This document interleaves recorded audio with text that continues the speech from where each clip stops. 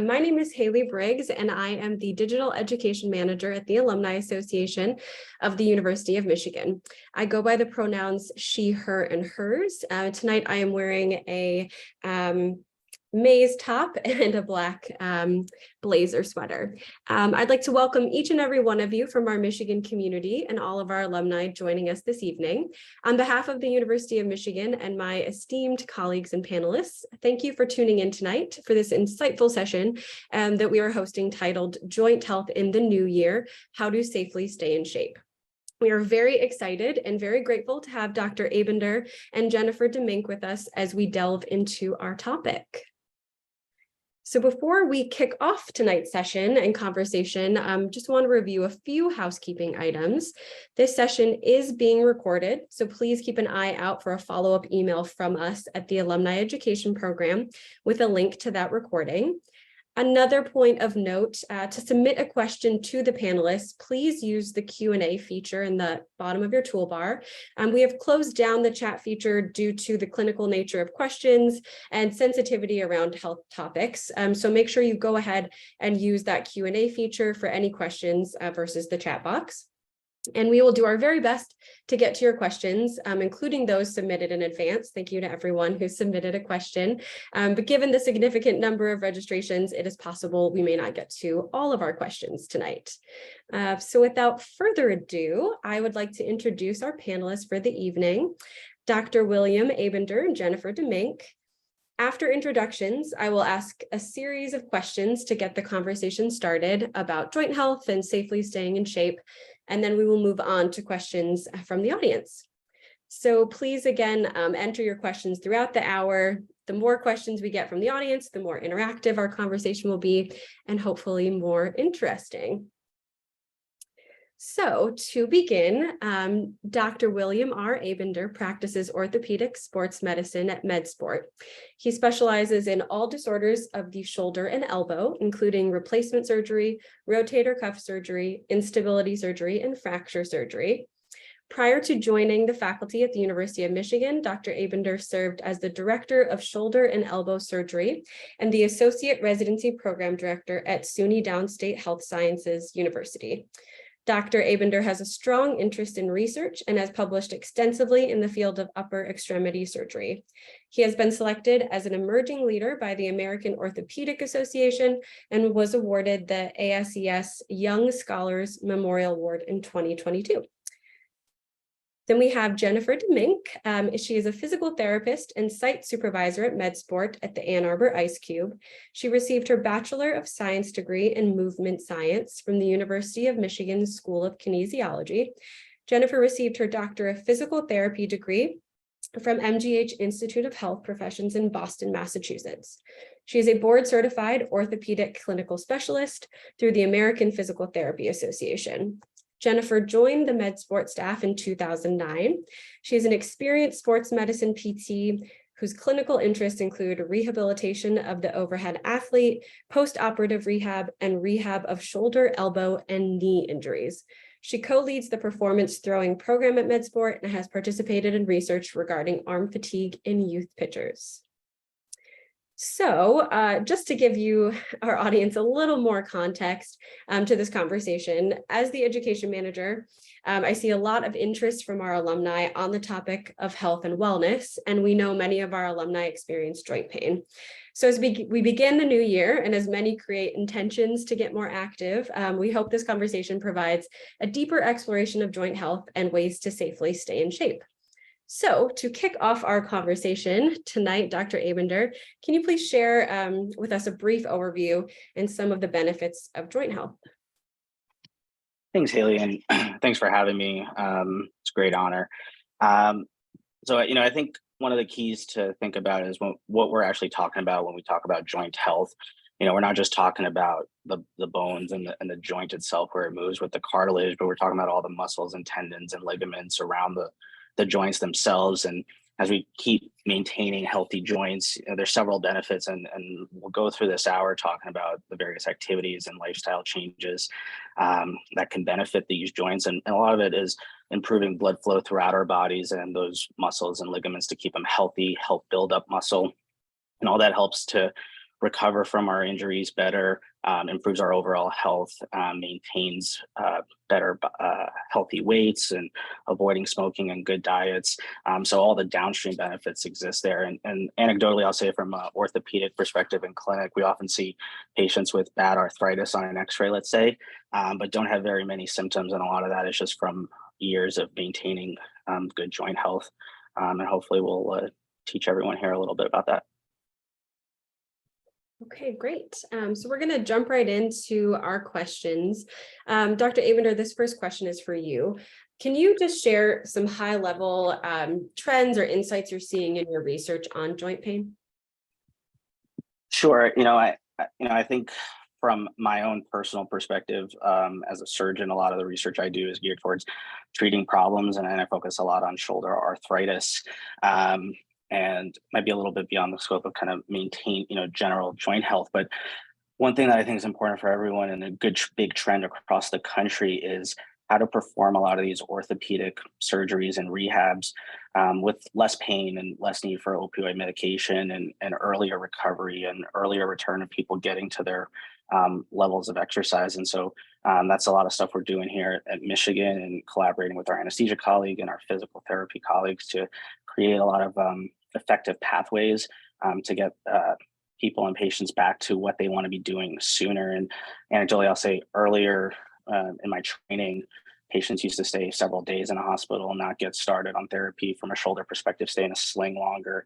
And we're seeing patients go home sometimes the same day, not need a sling as much, and get back earlier to what they want to be doing without much detriment to their outcome. So I think that's the biggest thing we're slowly learning through research lately. Great. And Jen, kind of bringing it back to that new year and this time of resolution setting, do you happen to see a spike in joint injuries during the first few months of a new year?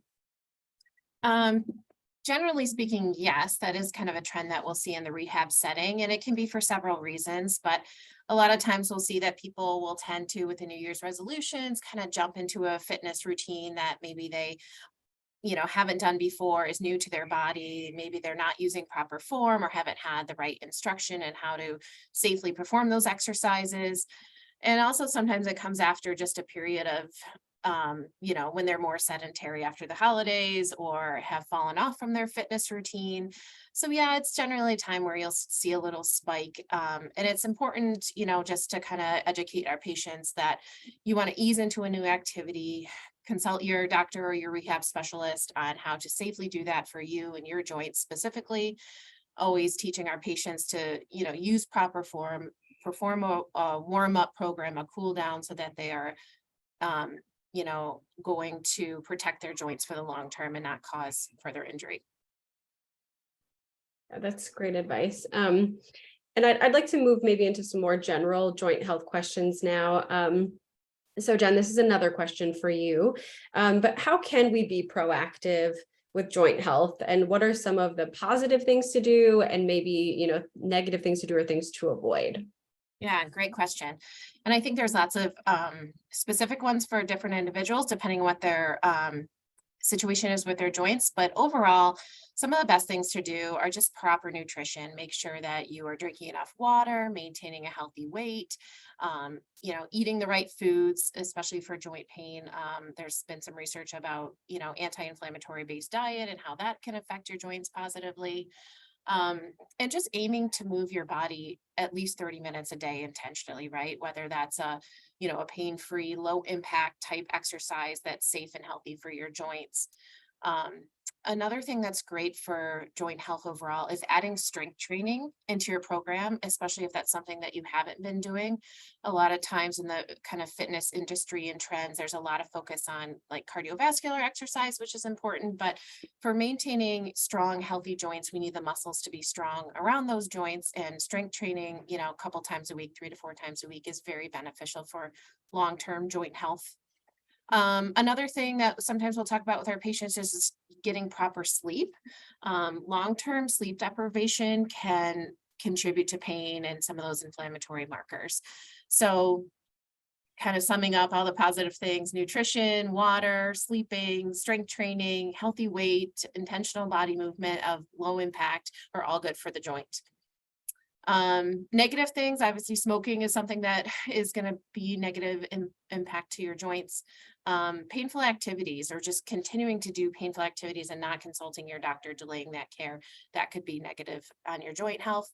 A lot of times arthritic joints also cannot tolerate impact type activities, running, jumping, and so sometimes modification into more of a low impact of walking, cycling, swimming type exercise is going to be more beneficial. Okay, that's great. Yeah, and I think sometimes we don't think about how sleep might be impacting our exercise or joint health. So Yeah. that was really good addition there. Okay, for Dr. Aibiner, if someone experiences joint pain, how does one know whether it's okay to continue activities or if it's better to rest? I guess in other words, how do you know when it's time to see a doctor? Sure. And that's always a very difficult question to answer. You know, most mild joint pain we can easily manage at home with simple things. So, you know, I think one thing I always tell my patients is let pain be your guide, right? So if a little bit of rest and you can get back into the activity, slowly getting back into it, like Jen suggested, is don't rush into things. And you're able to do it, that's great.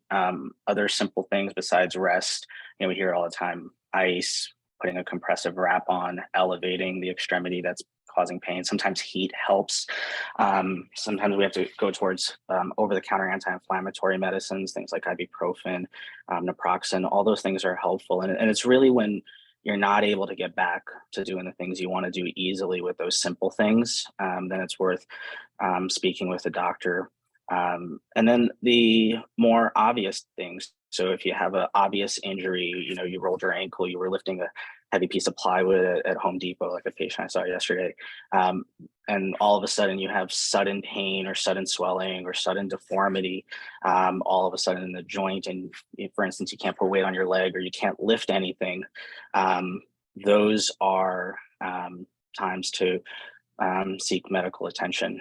And then just kind of looking at one of the questions in the chat that just caveats off that about when to use heat and when to use ice.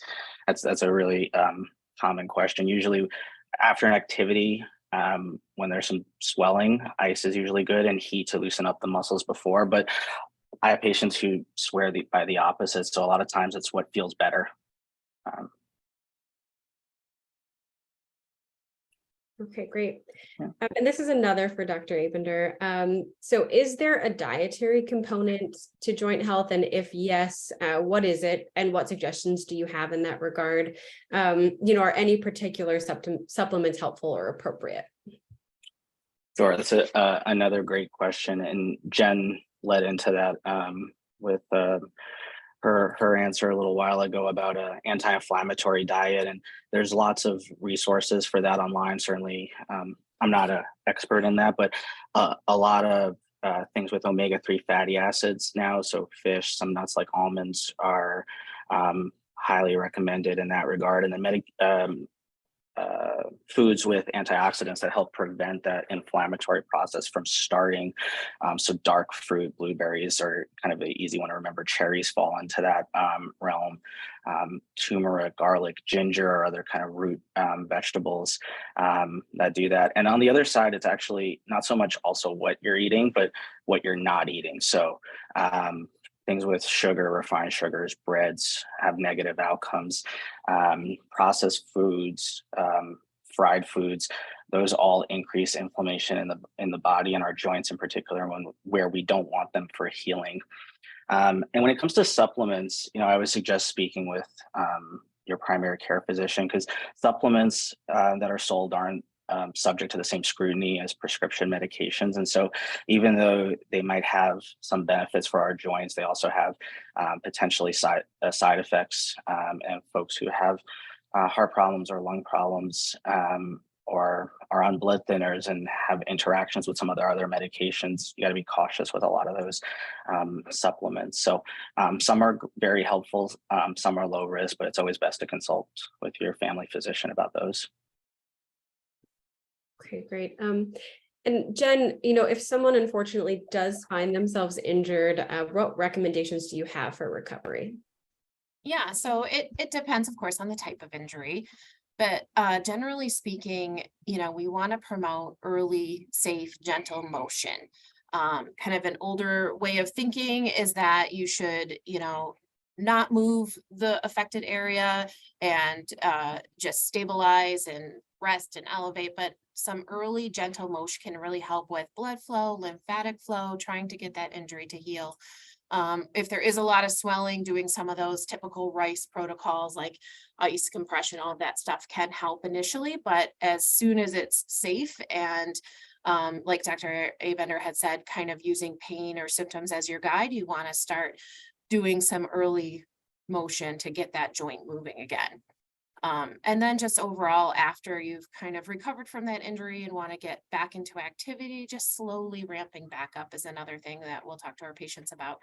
Kind of a 10% increase in activity per week, depending on the person, is usually a general rule of thumb, whether it's, they're going for a certain mileage of walking or a time or whatever. Just ramping back up. And maybe this is a time to kind of look at adding, like we talked about, the strength training into the routine, warm up, cool down, some of those things that will help with injury prevention down the road, since they've already had one injury. Okay, yeah, that makes sense. Oh, sorry, go ahead. No, Dr. sorry, Haley. I was just going to echo what Jen said there. From just a shoulder perspective, which is a lot of what I do, I see a lot of patients who come in, they were given a sling in the emergency room and they don't really want to move their shoulder. But one of the worst things that I see is people who develop a frozen shoulder. And that's a hard thing to treat that can take years to recover. And so sometimes not doing anything can actually have more negative effects than getting in to see a therapist or trainer or somebody who can help guide you safely through the rehab process. Yeah, thank you.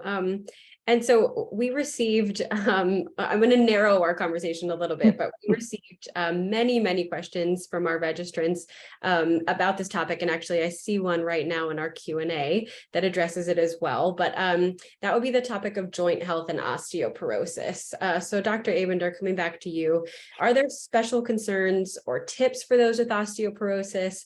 And what types of workouts can slow down the progression of osteoporosis? That's a really great question, and probably why it was so common. And first to lead off with, osteoporosis is a condition where our bones get weaker and become brittle and place us at risk of fracture. And that's really the main concern with how that plays into joint health. Is we don't want our fragile bones to break as we get older or have osteoporosis for whatever reason, because that could be a big setback and our people's ability to weight bear and have to recover as the bones heal. And with osteoporosis, they don't heal as well. So the main thing really is prevention. So obviously getting in to see your primary care physician or osteoporosis specialist, whether it be an endocrinologist or rheumatologist, who can go through the various medications and supplements that can help slow down the breakdown of bone and build it back up. Talk about supplements. Things like vitamin D and calcium are very important for that. And a lot of the lifestyle changes Jen talked about earlier, stopping smoking, minimizing alcohol consumption, those can all slow the progress down. And when it comes to exercise, it's those low impact weight bearing exercises. So even walking is excellent to increase bone strength and to slow down that progression of osteoporosis. One recommendation from a lot of medical societies is even just a 30-minute walk 5 to 6 days a week can help build up that bone back. And then the other thing is how to prevent those breaks. And the main thing is really falling. And so a lot of folks will recommend things like yoga or ways to improve your flexibility and balance. So getting that core back. So even if your bones are brittle, but you don't have a fall, you're less likely to break and maintain the strength in the rest of your body and other joints. And Jen, did you have anything to add as far as treatment for individuals with osteoporosis, or anything that you're seeing kind of on a day-to-day? So yeah, just encourage, like Dr. Aibiner said, just encouraging the low impact weight bearing type activities is going to be the best. And sometimes we're working with our patients to kind of switch gears. Maybe they had been doing something previously and they want to need some, help or direction, guidance on how to get into some or create a routine with some of those more low impact, the walking, the swimming, cycling, those kind of things. And then, we will focus on some safe strength training, kind of lower weights, higher repetitions for joint protection with these patients. Okay, great. So another theme that we saw in our questions from our registrants was around the topic of joint health and aging. So I'd like to ask this question of both of our panelists. Jen, we'll start with you.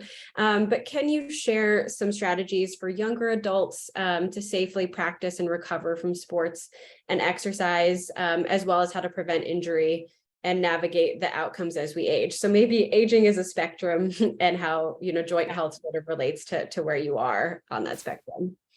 Yeah, I think the big kind of takeaway message for some of those, younger adults in the 30s, 40s is just establishing their good routines now for that lifelong joint health, right?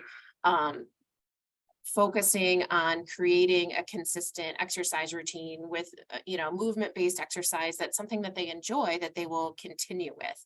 And it may change through the years as their abilities change, but having that established routine, having, someone who has focused on strength training and having some, cardiovascular activities, kind of that combination in a good routine in their younger ages is going to help their injury prevention with their joints long term.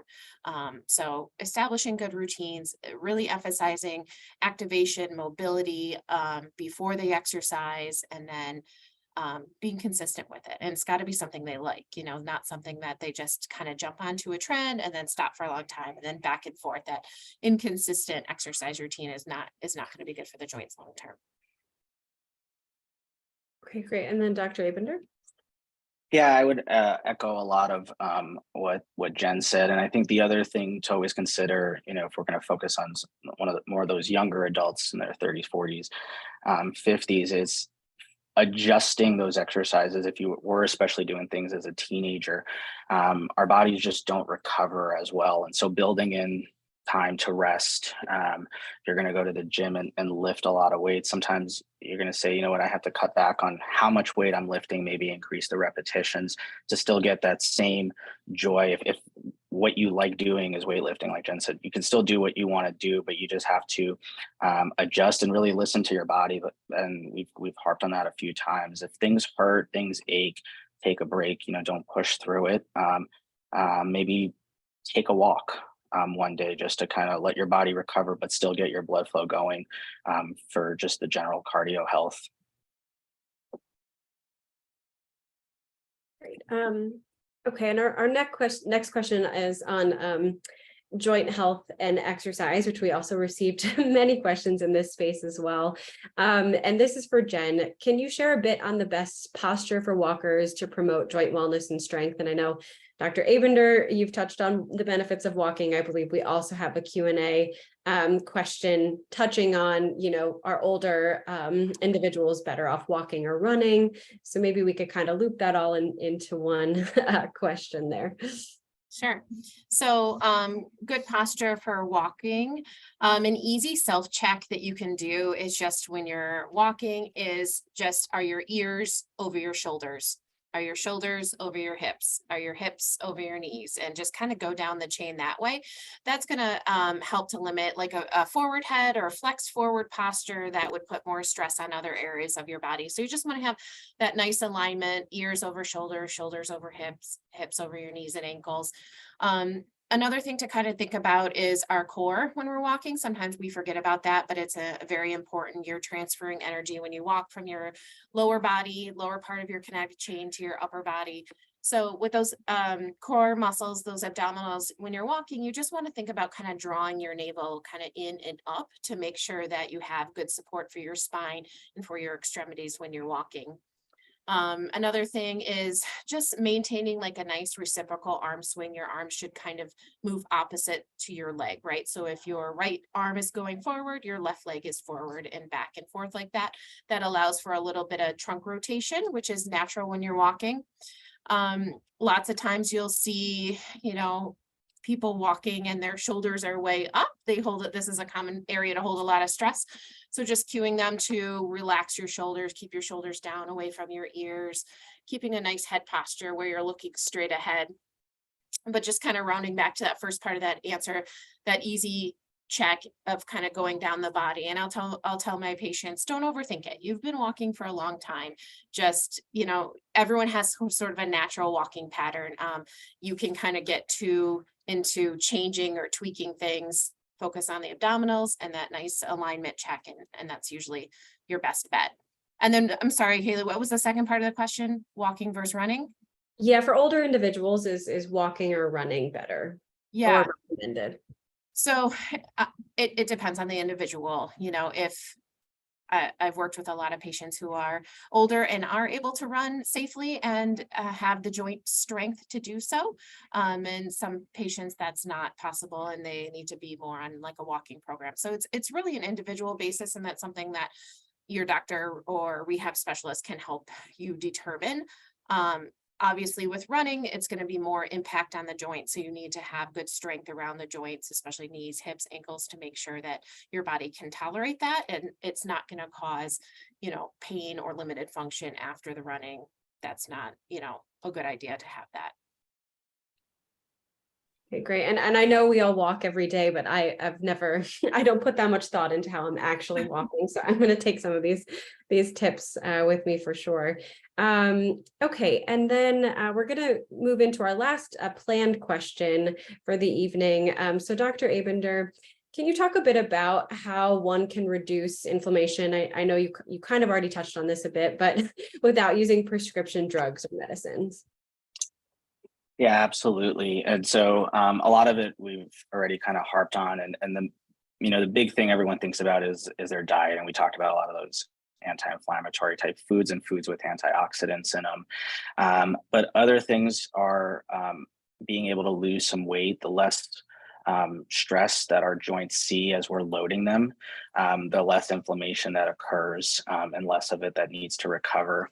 And another thing that we really, haven't harped on, but is echoes down the road from exercise and everything, is as we decrease just general stress in our lives, our bodies just heal better. And so that's another important thing to, focus. We often kind of forget about the job stressors or everything else, but that can play a big role in reducing the inflammation. Okay, great. Well, thank you. And we're going to now open it up to just general audience questions. So again, please use the Q&A feature at the bottom of your toolbar on Zoom to enter any questions that you have. We want this to be a robust conversation, so feel free to use that feature. I'm going to continue on, Dr. Aibiner, with some of the inflammation reduction and supplements. We have a question that's specifically asking about a few supplements, but I guess maybe how effective are supplements in general, which you slightly touched on, and then glucosamine specifically we've been asked about. Yeah, absolutely. So, a lot of them, the efficacy of a lot of these supplements haven't really been studied that well. Glucosamine is probably the one that has the best data on it, has some side effects of nausea and kind of GI side effects. But in terms of long-term prevention, glucosamine, we don't have the data to say whether or not it helps. I always kind of tell patients, if your primary care doctor is okay with it, there's no harm in trying things. I know one of the other questions also focused on diclofenac and its efficacy there. And so that's an anti-inflammatory that does come in a pill, but also comes in a topical cream or gel that recently became over the counter in the United States. About 2 years ago, it's only prescription. And it does have some great efficacy, and it's a good alternative for patients who can't take anti-inflammatories, whether they get ulcers or have bleeding issues, and that can directly affect help with the areas that are causing inflammation. It's much better for areas that are directly under the skin rather than deep. So hip joints are very deep under the skin, under lots of muscle. So those topical creams aren't as effective, but people who have things like tennis elbow or tendonitis, let's say their Achilles, which is right underneath the skin, that can be pretty effective.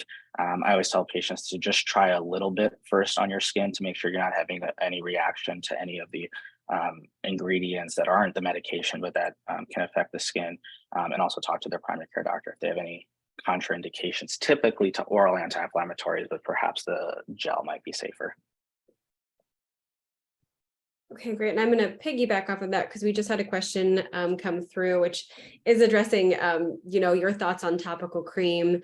They mentioned another specific topical cream called Voltaren on sore joints, but also CBD cream. Yeah, so Voltaren is the brand name of the diclofenac gel that I just kind of talked about.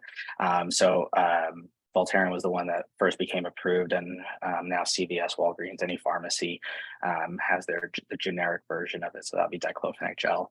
CBD creams, another new thing in various states, is becoming more common.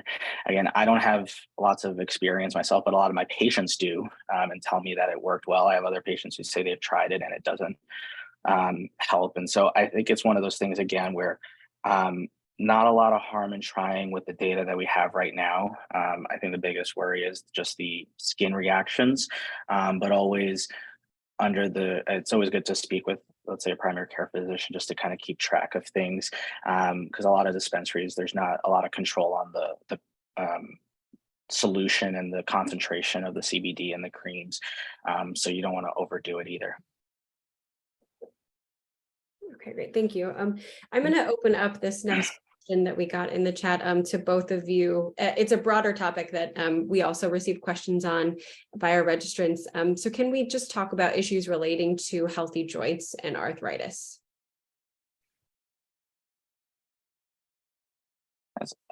So I can start with that. Healthy joints and arthritis. So arthritis is just wear and tear in the joint. So the cartilage, I was kind of say, is that soft, shiny white stuff on the end of a chicken bone that lines all our joints and helps our joints move smoothly. And arthritis is basically that wearing away. So kind of like losing the rubber on your tires and your metal rims riding against the road. And there are patients who get really bad arthritis on x-ray, but have no pain. And then there's others who have minimal arthritis, but it's very painful, and we end up doing a joint replacement. And sometimes there's no rhyme or reason to it, but anecdotally, I'll say patients who have healthier joints, stronger muscles, stay more active, do a lot of these low impact exercises, typically have less pain for the amount of arthritis that they have, and can postpone, delay, or potentially never need surgery for it, and can get by with simple things such as that. I don't know if Jen has anything else to add. Yeah, definitely agree with that. You see such a variation of, if you look at someone's x-ray and see how much arthritis they have, but then how their clinical presentation is, if they have stayed healthy, active, sometimes they have a more active job that just keeps them moving, as opposed to someone who's sedentary. They have, less pain and function. So that is, can kind of go back to what we talked about before about establishing those healthy exercise and strength training routines early on to help prevent, joint replacement surgery needs in the future. Okay, thank you both. I'm going to assume that this question is for Dr. Aibiner because it is specific to shoulder. But could you speak to shoulder pain due to progressive muscle deterioration, or I guess just shoulder pain overall, because that is your expertise, and I guess when to differentiate between medical versus physical therapy versus a surgery consultation? Sure. So shoulder pain is very hard to sometimes pinpoint. I was going to say there's a lot of reasons why shoulders can hurt. We always think about just the ball and socket joint, but there's the AC joint on the top of the shoulder where the shoulder blades meets the collarbone. The shoulder blade on the chest wall can be causing pain, and then all the ligaments and muscles inside the shoulder can be hurting as well. Even we don't think about, but our biceps tendon goes into the shoulder and is a common source of pain. And so I think a lot of the things we touched on earlier is if it's mild pain and simple things like rest and anti-inflammatory medications seem to help with it, and you're able to get back to the things you want to do, then that's probably all that's needed. And sometimes when those things fail, that's when we go to the next step. So physical therapy and/or injection. Sometimes injections are useful if they're done with ultrasound, so we know exactly where the injection went to tell us what's actually causing the pain. And that's usually good time where, let's say you've gone to go see your primary care doctor or a sports medicine specialist or a surgeon. And surgery, we always kind of keep in our back pocket as the last thing to offer patients. Very rarely is surgery the first thing we offer when it comes to shoulder pain. Okay, thank you. This is a question that actually I have had thought about frequently, and I'm glad that we can ask the experts here. So is cracking or are cracking your knuckles or any other body part bad? I would say, generally speaking, if it's not painful when you do it, it's not necessarily a bad thing. Back to that, pain is your guide. You don't want to use a forceful type movement and to crack a joint or to crack your back. Something that's a high velocity movement probably wouldn't be safe for your joints long term. But just kind of generally moving your fingers and cracking, as long as it's not painful, is not a bad thing. Yeah, I completely agree. Patients ask me that all the time, and my shoulder cracks occasionally, so sometimes I'll make a crack for them.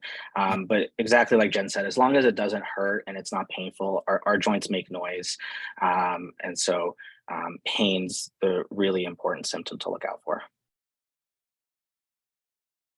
Okay, great.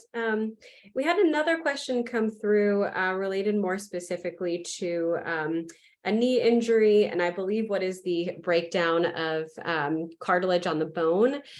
So I guess just more generally, maybe any recommendations for, and I'm going to turn my video off because it's not cooperating. Any recommendations for knee issues? Is taping helpful? Just more generally, things related to the knee.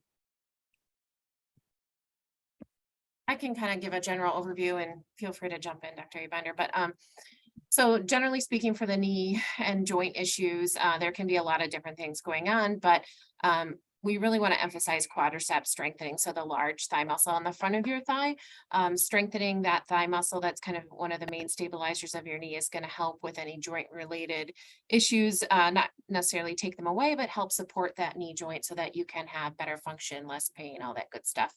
And then another muscle group that we'll focus on a lot with a lot of different knee diagnoses is strengthening your outer hip muscles, because that can also help control what's going on at the knee, how that the thigh bone rotates, and help kind of alignment of that lower leg, which will help with a lot of different knee diagnoses. So again, I keep saying the same thing, but strength training, proper strength training of the correct muscles, which, consulting a rehab specialist, physical therapist, athletic trainer, something like that, will help kind of guide you through what are the proper exercises to do for that. But it's a lot of quadricep and a lot of hip muscle strengthening. And just, I guess, that's a great answer, Jen. And just to relate that, I guess, to the shoulder, I see a lot of patients with rotator cuff tears, and that's a very common injury. It's a very common thing to happen in folks, even with no shoulder pain. I always kind of say it's a normal part of aging. But the rotator cuff is just 4 muscles that move the shoulder, but there's 18 muscles around the shoulder that actually move your whole arm. And so strengthening a lot of what we call the periscapular muscles, the muscles that move the shoulder blade, and the big deltoid muscle on the outside, can be helpful. And so a good way to think about it is that, our bodies are, the way we're designed is things are redundant. And so other muscle groups can compensate for things that are injured. And when those muscles are strong, the level of arthritis and cartilage wear you have can be less painful, because the movement's a lot smoother and glides easier. So. Okay, great. Another question we had from Barbara was, is it wise to wrap ankle weights and wrist weights while you're walking or while you're exercising? I know I see a lot of people sort of adding those weights to their exercise, and is that good for joint health? So basically, you're adding resistance to a movement that you're already doing. Usually these are lower weights, something 5 pounds or less. It's not necessarily a bad thing. I think there's better things you could be doing that are more specific to strengthening a joint, but it's not harmful as long, again, as you're not having pain when you're doing it. It's just giving you some added resistance to that movement you're already doing, kind of upping the cardiovascular burn and strength requirement of that walk. But if you're trying to do some specific strengthening, there's, more beneficial things you could be doing. Okay, great. And I think this goes back to the, every patient is different. But if we had a question, if you hear clicking in a shoulder, elbow, or knee that is accompanied by some pain, is this a possible serious condition? I know I've experienced that as well.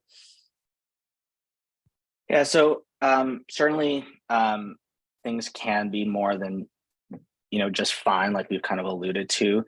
But clicking that's painful can be related to buildup of scar tissue, could be arthritis that we've talked about, things that are torn. I saw some questions earlier about a meniscal tear. When things tear, they can kind of flip and catch in the way. And so that's a good time, going back to one of the earlier questions that we had, was when's a good time to go see a provider or specialist. And that's usually if you're having, and we've kind of harped on it a lot, pain associated with movement. That's usually the sign. Okay, great. And I want to bring up this question because it's circling back a bit, a clarification. So can you strengthen a joint, or is it really strengthening the muscles surrounding the joint that's helpful? So you're strengthening the muscles around the joint, which is also benefiting the joint, that the muscles and tendons support the joint. The strengthening is happening at the muscle level. Okay, that's great. Let's see. And this is maybe a question for Dr. Aibiner, but I know you just touched a little bit on meniscus tears, but are we moving away, you say, from surgeries for meniscus tears, or is it common to just continue walking on knees with mild tears? And again, knowing that every patient experience is different. Sure, and so that's a great question, and harping on kind of a lot of the big research developments that we talked about earlier. One of those was a study where people did what's called sham surgery, where and there's no way we'd be allowed to do that now, but as patients would have anesthesia, have an incision made, but then didn't have any surgery done, versus patients who had their meniscus cleaned up. And there was no difference between the patients who had the fake surgery and the real surgery. And so there is a trend to move away from that. Again, I don't want to speak completely for a lot of my colleagues, as I haven't done meniscal work for several years. But typically correlating things, the equivalent of the meniscus and the elbow, when people have symptoms like locking catching, where you hear pain that gets with that cracking pain inside the joint, that might be a time to proceed with it. And so typically, if you have a tear but only mild symptoms, surgery, I think, is not as commonly performed now, but always to kind of speak with a knee specialist would be the best approach to that. Okay, great. This next question, I think, applies to all ages and age groups. Do you have any recommendations for key strength training exercises online, or what should you be looking for or avoiding when you're using an online resource or video for any sort of exercise or strength training? Yeah, it's tricky because there's a lot of information out there online, and not all of it's good, and not all of it is maybe tailored to what that individual needs. I think it's best to probably meet in person with someone first, whether that's a rehab specialist, a personal trainer at a gym, a local, strength class somewhere near community so you can get some hands-on specific instruction, and then maybe go from there. One of the online resources that I have seen that has been really good is the Peloton app. So it has a lot of options on there, but they do have some beginner strength training options. And you can kind of filter it down and narrow down, so it's low impact beginner strength programs. And those strength training exercises that I've reviewed as a physical therapist are very good, very well taught. But again, if you're having pain or not sure on your form, it's best to probably meet with someone in person to go over your specific technique. Yeah, I would just echo that. I think you got to be very cautious with what's online. There's a great resource is something called Ortho Info, and it's a online patient guided medical information vetted by the American Academy of Orthopeadic Surgeons. So it comes with good guidelines, and there's a lot of rehab exercises for that, but it really is a lot of pictures and less so videos. So a lot of what Jen said, I always recommend this to patients when they say, I can do the therapy on my own, or can you give me a handout? I always suggest go see a therapist even once, and even come back once, because you want to do the exercises, but you want to know that you're doing them correctly at home. And there's nothing like someone watching you that's even better than doing it in a mirror. So even once or twice is great. Okay. And I know you recommended, multiple times sort of starting with seeking out a physician or physical therapy. So it's very much in line with this last question, but where would you recommend someone start who's maybe a little bit older and has had a mostly sedentary lifestyle? They're specifically interested in strength training, but what would be your recommendation for sort of where to begin on that? I think there's some great community-based options depending on where they live. And a lot of local gyms are expanding their services to have, back in-person classes, and a wide variety from, water-based exercise classes to land-based classes that are either mostly in a chair and building your way up, to standing classes, to strength training for older adults.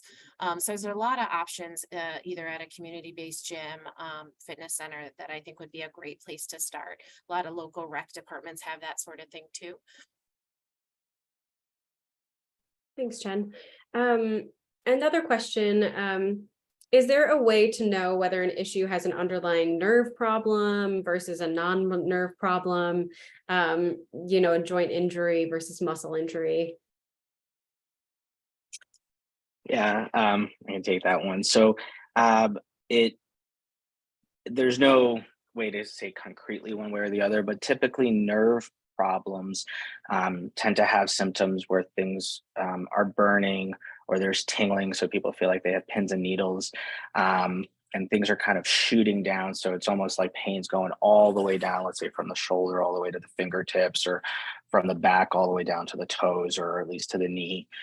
Those tend to be more nerve time symptoms, whereas muscle injuries, hamstring injuries, you can kind of pinpoint to a spot that hurts, and really narrow it down. But it does get complicated. Nerves are kind of like electrical wires that can hurt along the whole way or just part of the way.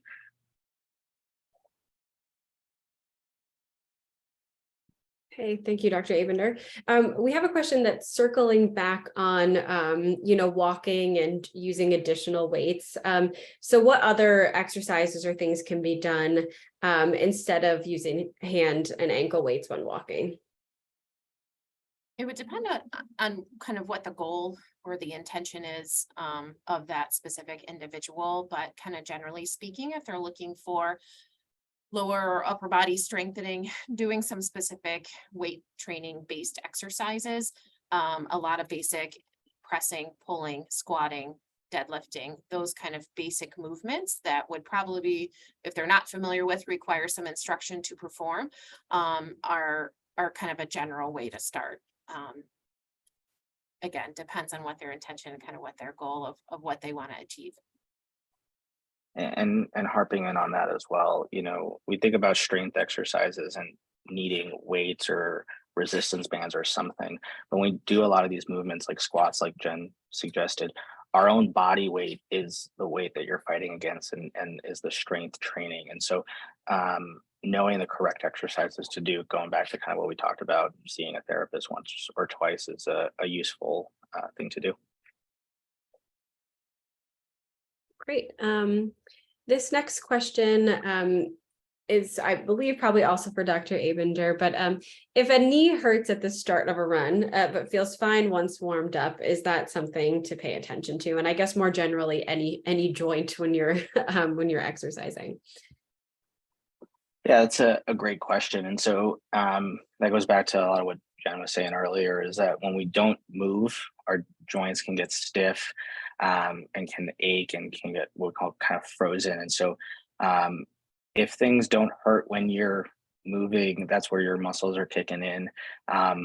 That's a good sign, I would say. I wouldn't say it's something to be concerned about, but you should pay attention to it where, you know, if that's happening a year long or for several months, then that may be something to work check out if there's something at baseline. But if it hurts at the start of a run for a week or so, but once you get going, you feel better, it's probably just a little bit of being sedentary before that.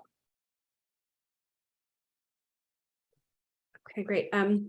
We just got a question about a type of athletic tape, kinesio tape, I believe. And this question that was saying that they see a lot of athletes with this kinesio tape, and is this helpful? I can take that one. Yeah, kinesio tape has definitely gained in popularity in the past years.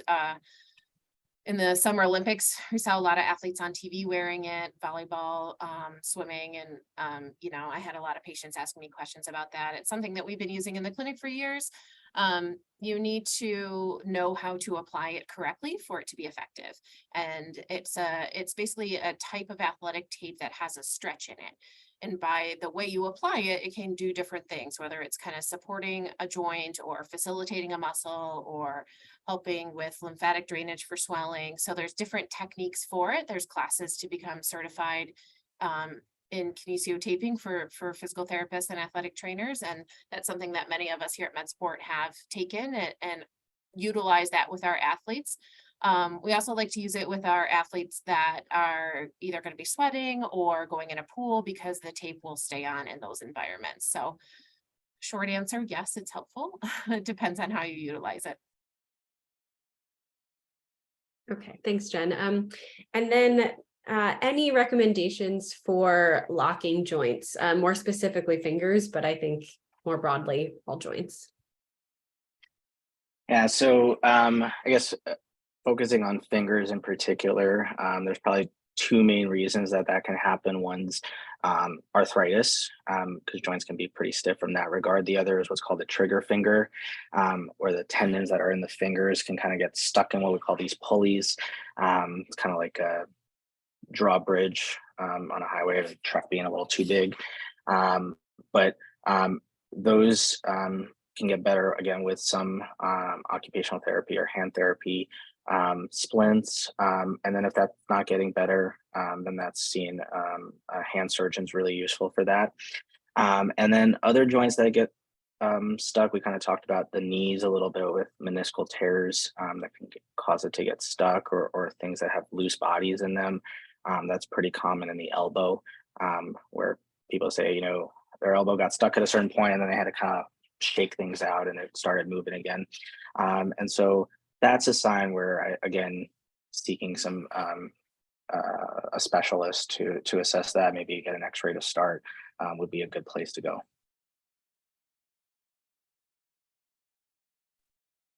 Okay, and then another question, I think we talked a little bit about clicking, you know, if a joint was clicking, what sort of noises might be common in joints, or, you know, would popping in with a joint that's regularly used, is that common or concerning?